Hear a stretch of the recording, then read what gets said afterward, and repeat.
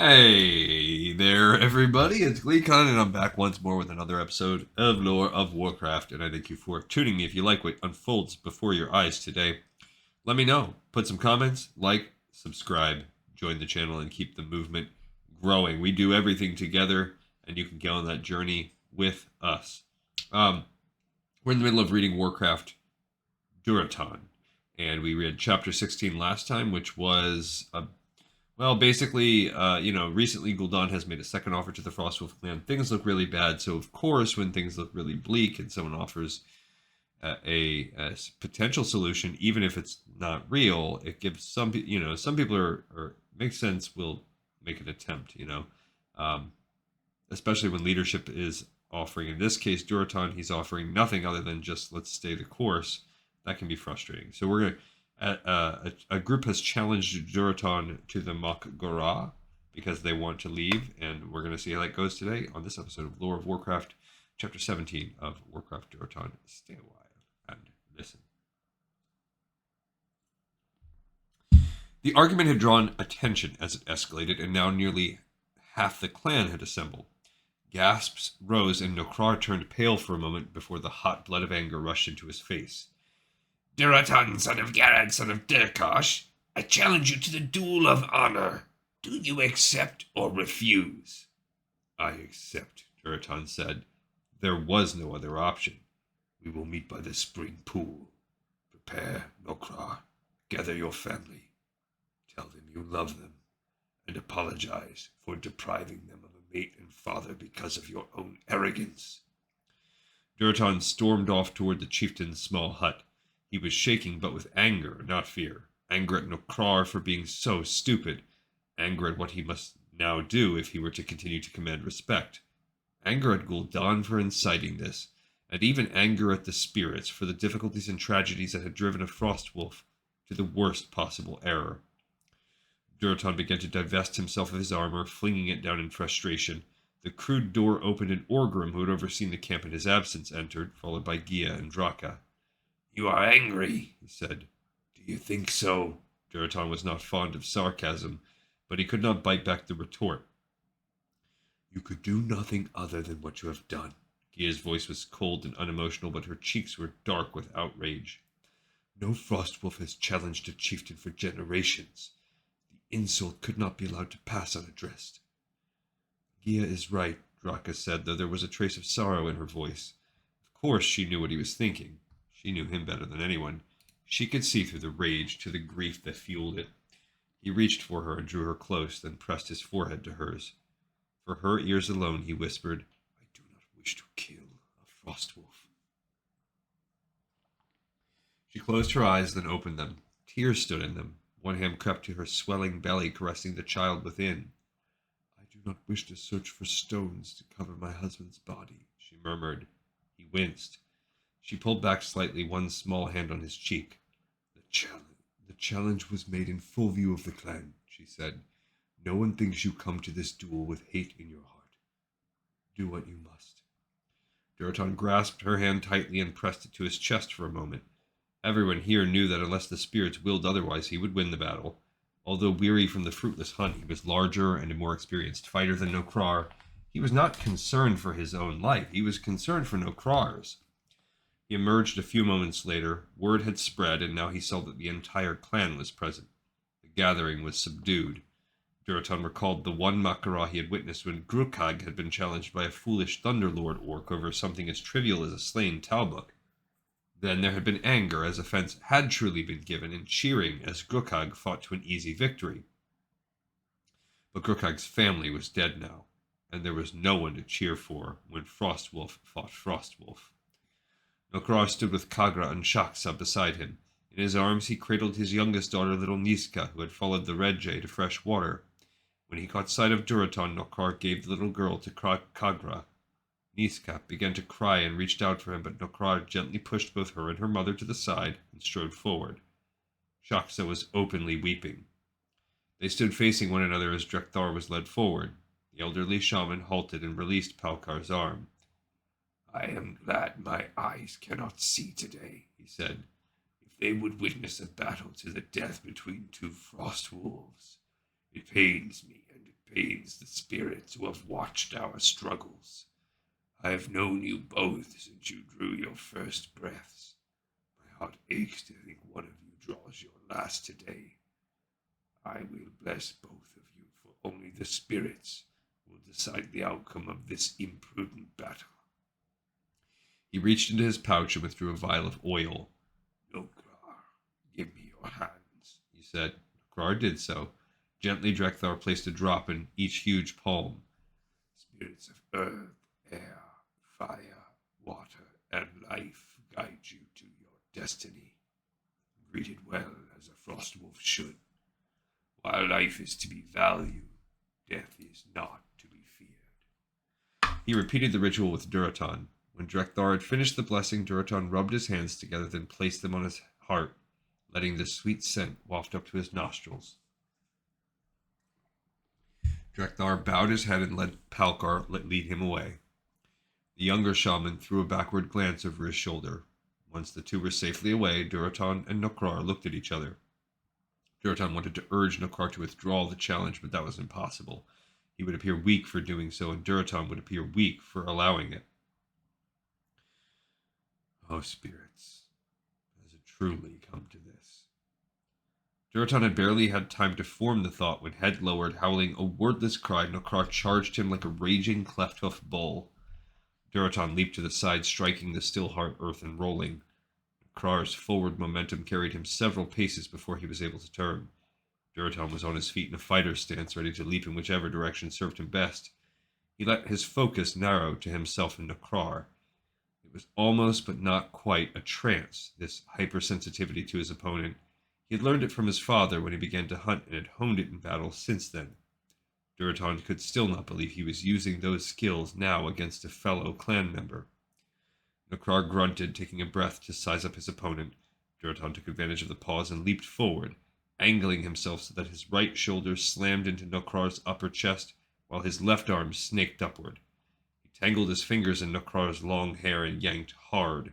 Nokrar howled as his head was hauled down.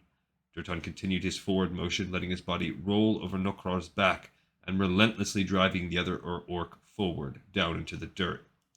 But Nokrar rolled too, jerking his head free as he hit the ground on his side rather than his front. Durotan was left holding nothing but a bloody chunk of hair and scalp. The sudden release of tension threw him off balance, and Nokrar was able to slam his fist into Durotan's face. Durotan felt teeth break and tasted blood as he stumbled backward.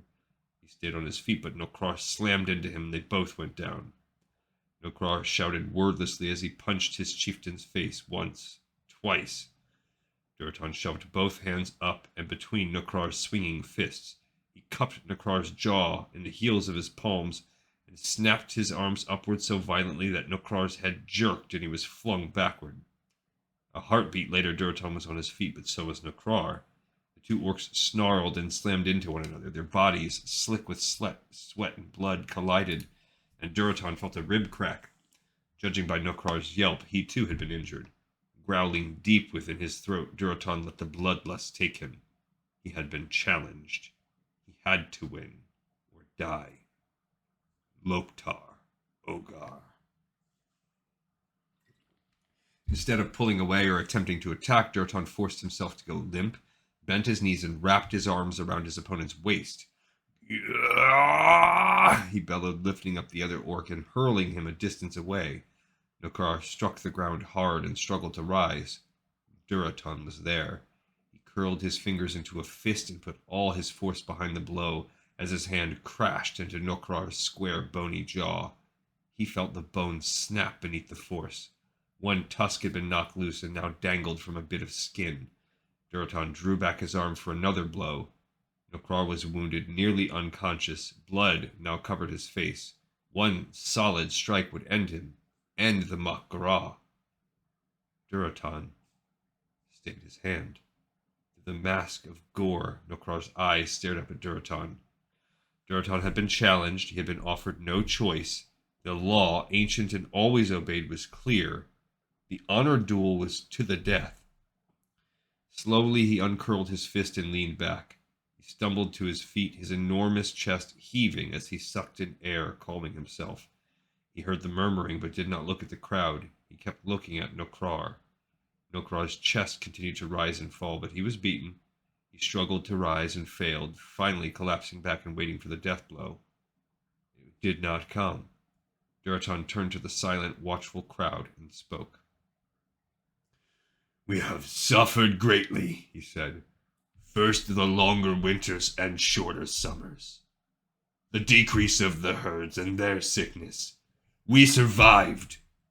Then Great Father Mountain wept a river of fiery blood, destroying our ancestral home. We survived. We have endured poisoned lakes, withered trees and grasses, and lack of shelter and food. We have buried those whose struggles were not successful, and we mourn them. This world offers us challenges aplenty to show our courage, to prove that we are worthy to dwell in it. Challenges that should make us stronger, not set us at each other's throats. Our numbers are small, and they dwindle. I fight to lead you, to protect you, to keep you alive. I will not by my own hand add another Frostwolf's name to the list of the dead. My wife is with child, the only one of our clan at this time. Mak'gora is a father himself. Nizka, Shakta, and our other children are the future of this clan, and we must do all we can to be there for them. We will fight, yes, fight to protect them and the rest of the clan. Fight prey for food, and fight against the ravages of the elements, but to fight one another is folly of the highest order, and I refuse to do it. I am Durotan, son of Garad, son of Durkash. I lead this clan, and I will never turn down a challenge. But I will not see one of us die for daring to make one. Does anyone else wish to fight? His eyes roamed the faces he had known all his life. Some looked angry, some relieved. Draka's eyes shone with pride, and she gave him a subtle nod. His mother, the lorekeeper, looked distressed, but said nothing. No one accepted his challenge. Durotan wanted to reach down and help Mak'gora rise, but he knew the gesture would not be welcomed. Mak'gora needed to keep what Durotan had left of him of his pride, and Durotan could not afford to be seen as weak, or perhaps weaker than he already seemed to some. So instead, Durotan strode back to his shelter without a backward glance.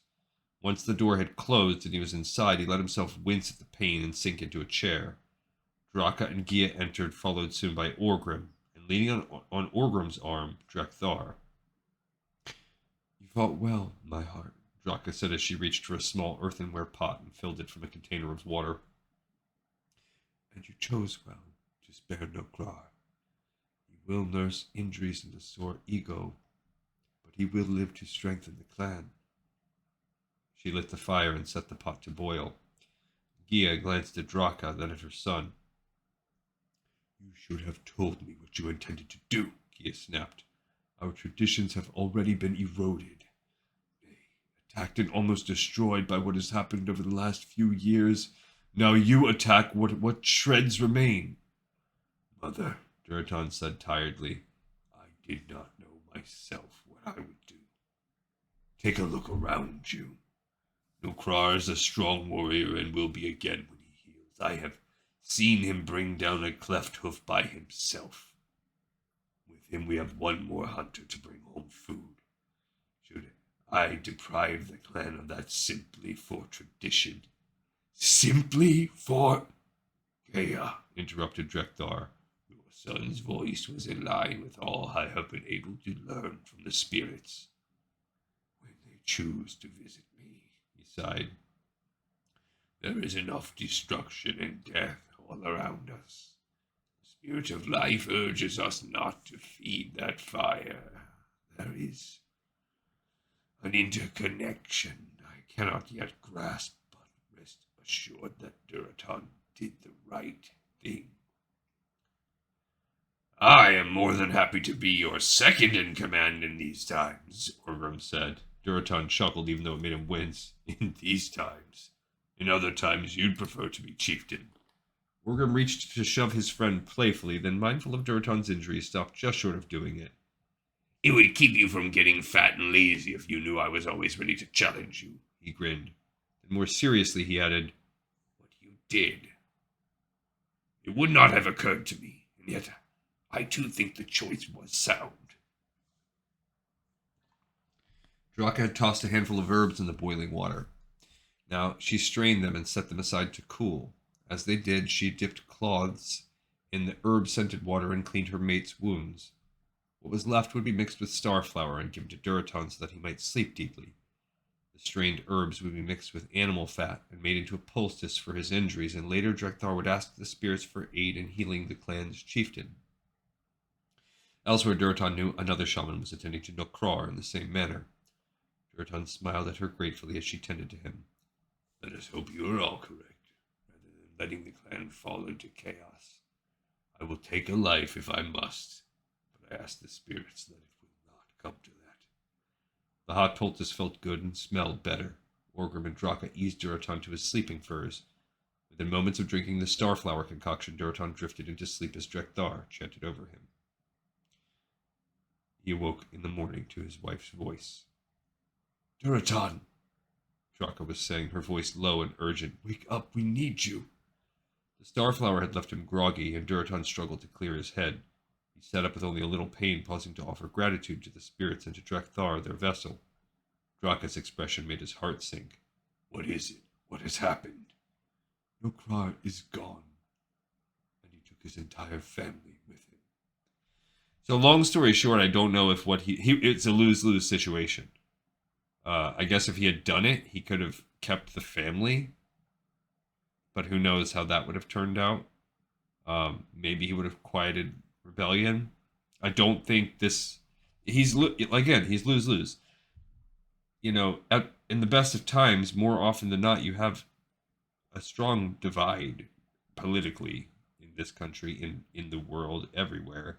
And that's true even in this fantasy structure, and that's just because of the nature. There's always going to be more than one way to handle an important situation, and you can't please everyone.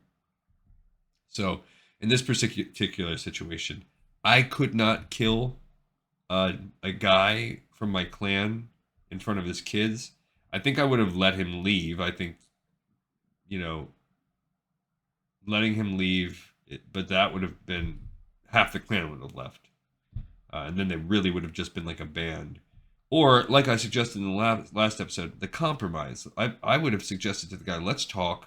Let's consider a compromise. Here's my worries. And then, at least if you show them you're doing something, that you're making an actionable plan, maybe, like, that at least stalls. That at least gives more time for evidence to, possibly be brought to light. And worst case scenario, you've stalled things a little bit and the same outcome happens, but I don't know. It's a tough situation. And I think they're really building up, at least according to canon lore, ultimately, I think the Frostwolves do align, I think. I can't fully remember, but I'm pretty sure they do. At least begrudgingly with Gul'dan. So they've got to show how can the most honorable clan get to that point. But I also don't fully remember the Warcraft movie, and I don't know if in that movie they do align or not. So I'm curious to read these books and see how it goes. All right, everyone. I appreciate your journey, and I hope that you've been enjoying it with me. We have another episode in the pipe.